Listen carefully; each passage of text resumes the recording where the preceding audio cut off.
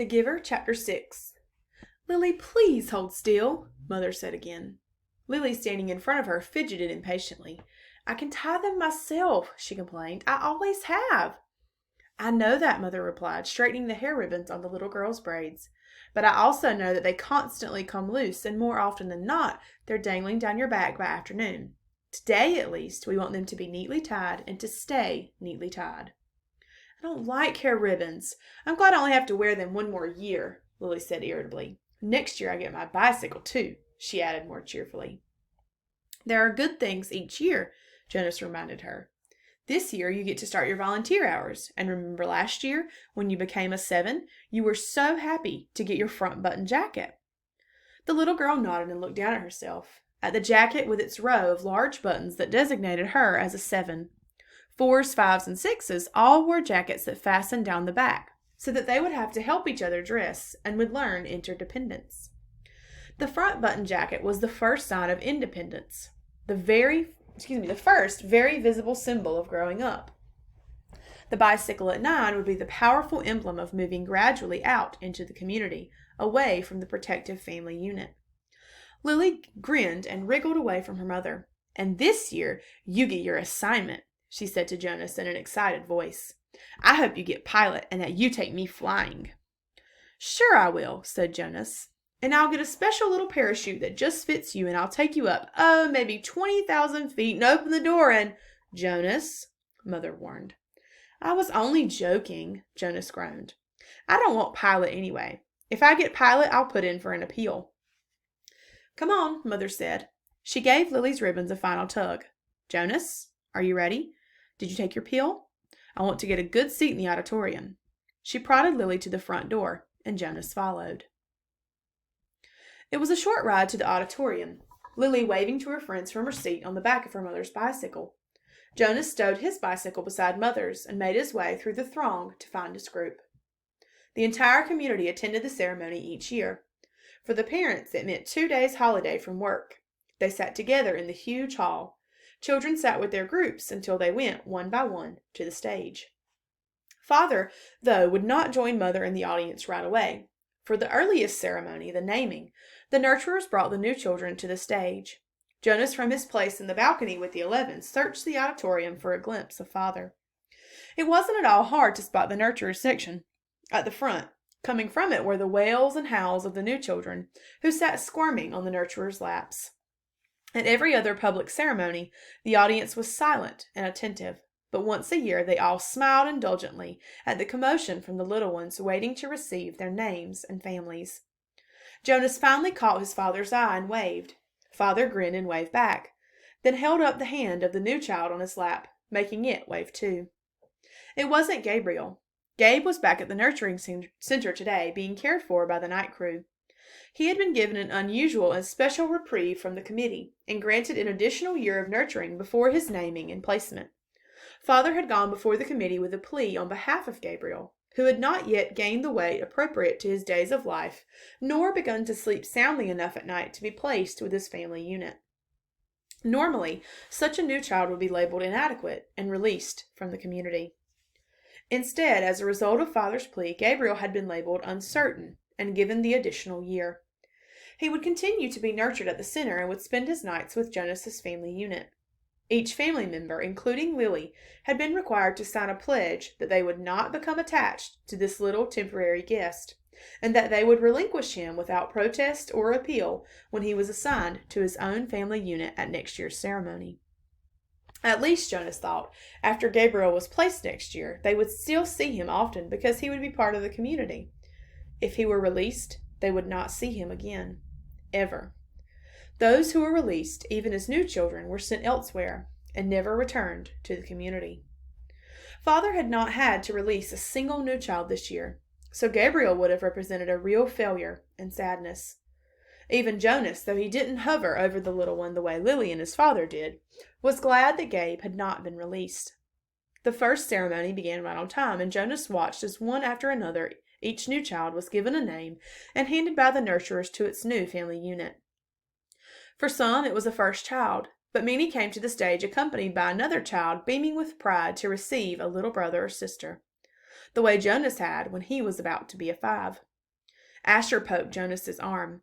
"Remember when we got Philippa?" he asked in a loud whisper. Jonas nodded. It had only been last year. Asher's parents had waited quite a long time before applying for a second child. Maybe Jonas suspected they had been so exhausted by Asher's lively foolishness that they needed a little time. Two of their group, Fiona and another female named Thea, were missing temporarily, waiting for their parents to receive new children. But it was rare that there was such an age gap between children in a family unit. When her family ceremony was completed, Fiona took the seat that had been saved for her in the row ahead of Asher and Jonas. She turned and whispered to them, "He's cute, but I don't like his name very much." She made a face and giggled. Fiona's new brother had been named Bruno. It wasn't a great name, Jonas thought. Like, well, Gabriel, for example. But it was okay. The audience applause, which was enthusiastic at each naming, rose in an exuberant swell when one parental pair, glowing with pride, took a male new child and heard him named Caleb. This new Caleb was a replacement child. The couple had lost their first Caleb, a cheerful little 4. Loss of a child was very, very rare. The community was extraordinarily safe, each citizen watchful and protective of all children. But somehow the first little Caleb had wandered away unnoticed and had fallen into the river. The entire community had performed the ceremony of loss together, murmuring the name Caleb throughout an entire day, less and less frequently, softer in volume as the long and somber day went on, so that the little 4 seemed to fade away gradually from everyone's consciousness. Now, at this special naming, the community performed the brief murmur of replacement ceremony, repeating the name for the first time since the loss. Softly and slowly at first, then faster and with greater volume as the couple stood on the stage with the new child sleeping in the mother's arms. It was as if the first Caleb were returning. Another new child was given the name Roberto, and Jonas remembered that Roberto the old had been released only last week. But there was no murmur of replacement ceremony for the new little Roberto. Release was not the same as loss. So give me your thoughts on this reusing of names and replacing the first Caleb. What do you think the deal is with that?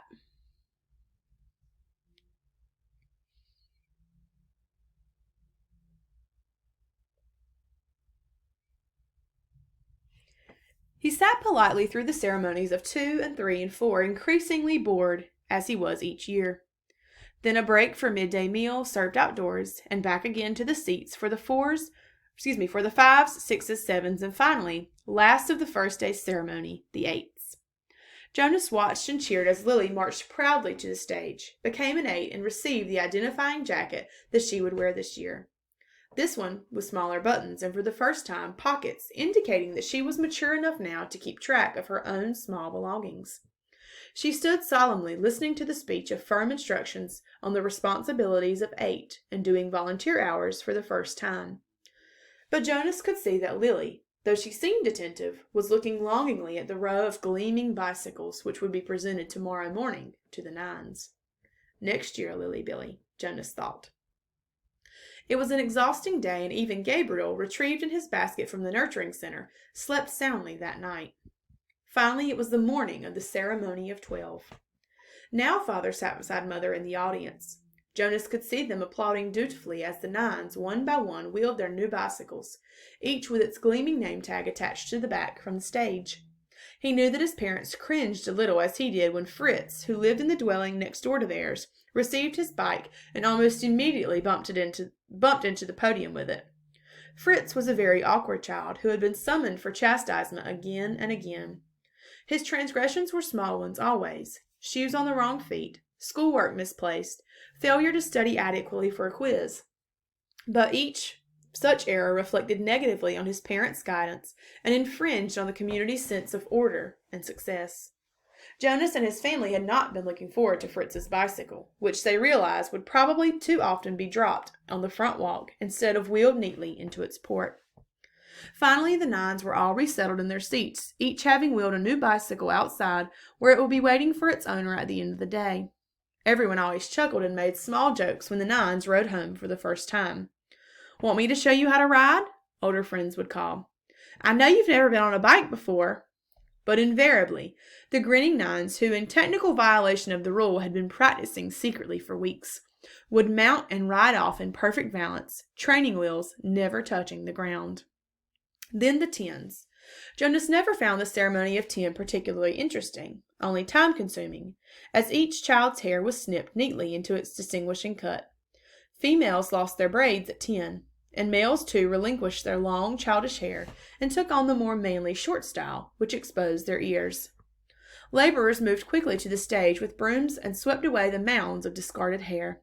Jonas could see the parents of the new tens stir and murmur, as he knew that evening in many dwellings they would be snipping and straightening the hastily done haircuts, trimming them into a neater line. 11s. It seemed a short time ago that Jonas had undergone the ceremony of 11. But he remembered that it was not one of the more interesting ones. By 11, one was only waiting to be 12. It was simply a marking of time with no meaningful changes. There was new clothing, different undergarments for females whose bodies were beginning to change, and longer trousers for the males, but a specially shaped pocket for the small calculator that they would use in school. But those were simply presented in wrapped packages without an accompanying speech. Break for midday meal. Jonas realized he was hungry. He and his group mates congregated by the tables in front of the auditorium and took their packaged food. Yesterday there had been merriment at lunch, a lot of teasing and energy. But today the group stood anxiously, separate from the other children. Jonas watched the new nines gravitate toward their waiting bicycles, each one admiring his or her name tag. He saw the tens stroking their new shortened hair, the females shaking their heads to feel the unaccustomed lightness without the heavy braids they had worn so long. I heard about a guy who was absolutely certain he was going to be assigned engineer, Asher muttered as they ate. And instead they gave him sanitation laborer. He went out the next day, jumped into the river, swam across, and joined the next community he came to. Nobody ever saw him again. Jonas laughed. Somebody made that story up, Ash, he said. My father said he heard the story when he was 12. But Asher wasn't reassured. He was eyeing the river where it was visible from the auditorium. I can't swim very well, he said. My swimming instructor said that I don't have the right boyishness or something. Buoyancy, Jonas corrected him. Whatever. I don't have it. I sink. Anyway, Jonas pointed out, have you ever once known of anyone, I mean really known for sure, Asher, not just heard a story about it, who joined another community? No, Asher admitted reluctantly. But you can. It says so in the rules. If you don't fit in, you can apply for elsewhere and be released. My mother says that once, about 10 years ago, someone applied and was gone the next day. Then he chuckled. She told me that because I was driving her crazy. She threatened to apply for elsewhere. She was joking. I know, but it was true what she said, that someone did that once. She said that it was really true. Here today and gone tomorrow. Never seen again. Not even a ceremony of release. Jonas shrugged. It didn't worry him. How could someone not fit in? The community was so meticulously ordered, the choices so carefully made. Even the matching of spouses was given such weighty consideration that sometimes an adult who applied to receive a spouse waited months or even years before a match was approved and announced. All of the factors, disposition, energy level, intelligence, and interest, had to correspond and interact perfectly. Jonas's mother, for example, had higher intelligence than his father, but his father had a calmer disposition. They balanced each other. Their match, which like all matches had been monitored by the committee of elders for 3 years before they could apply for children, had always been a successful one. Like the matching of spouses and the naming and placement of new children, the assignments were scrupulously thought through by the committee of elders. He was certain that his assignment, whatever it was to be, and Asher's too, would be the right one for them. He only wished that the midday break would conclude, that the audience would re-enter the auditorium, and the suspense would end. As if in answer to his unspoken wish, the signal came, and the crowd began to move toward the doors.